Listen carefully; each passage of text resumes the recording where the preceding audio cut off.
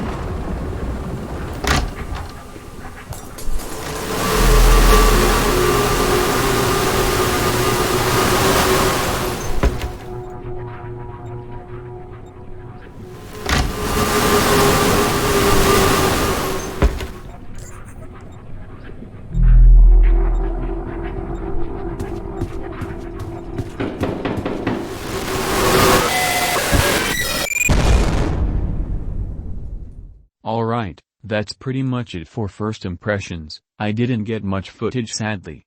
Anyway, let's go over changes to the back door. There's only new rooms, that's it. Not that I could ask for any more than more rooms though, the back door is good on its own.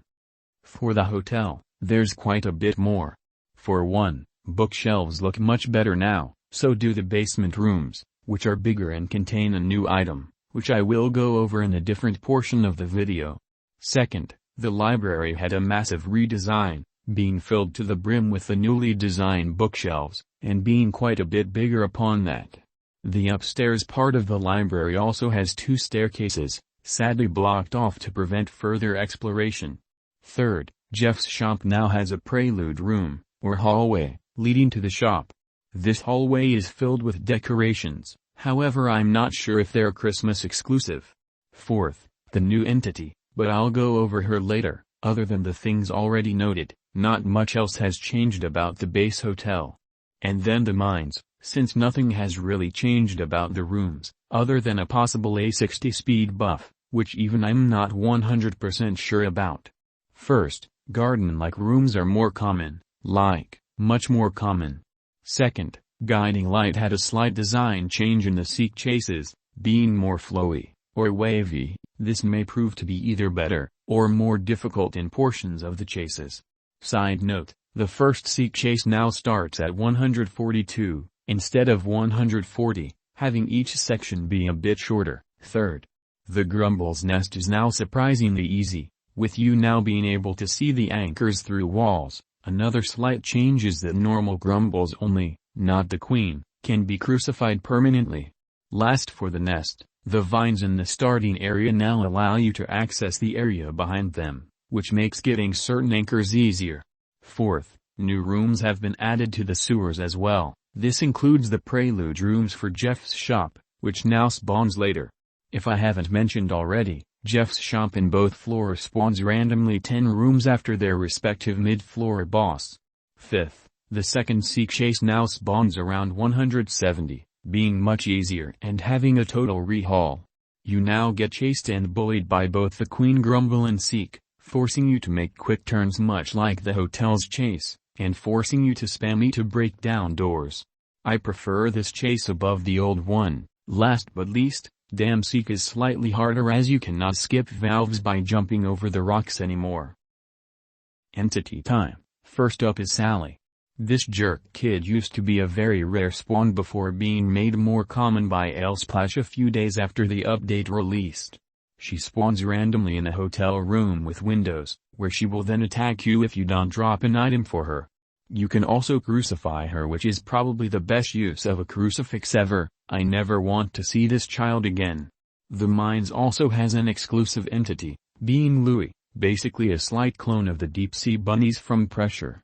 This all happened to be a massive coincidence, with Louie's purpose planned before Pressure's 4.5 update released.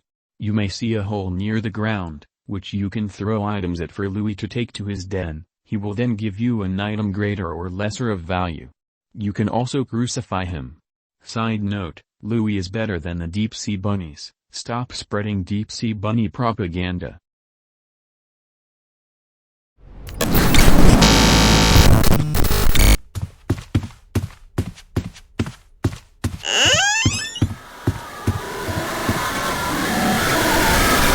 Glitch entities also exist, being 3 of them.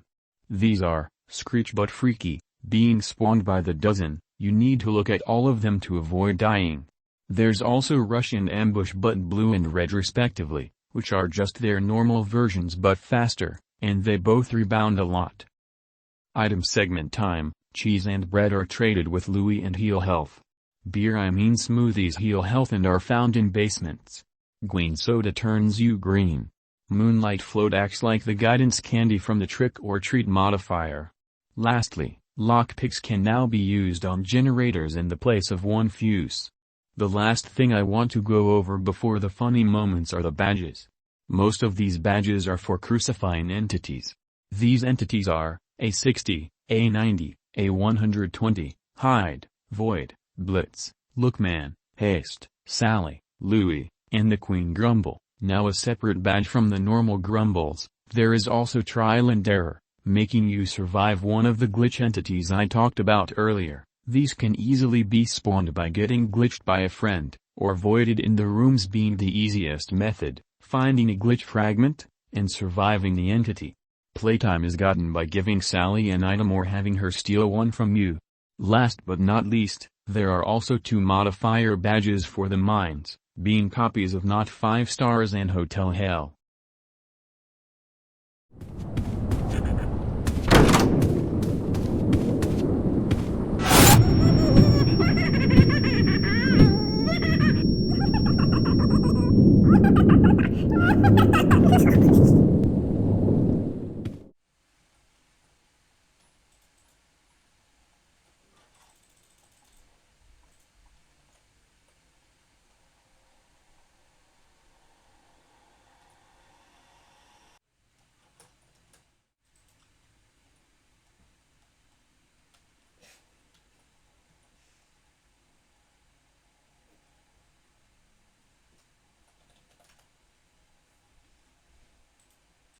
Alright, since the modifiers are self-explanatory, and the admin panel is its own thing, I'm ending the video here. Let me know if you want me to go through all of the features of the admin panel in a separate video though. Have a good day, and stay silly.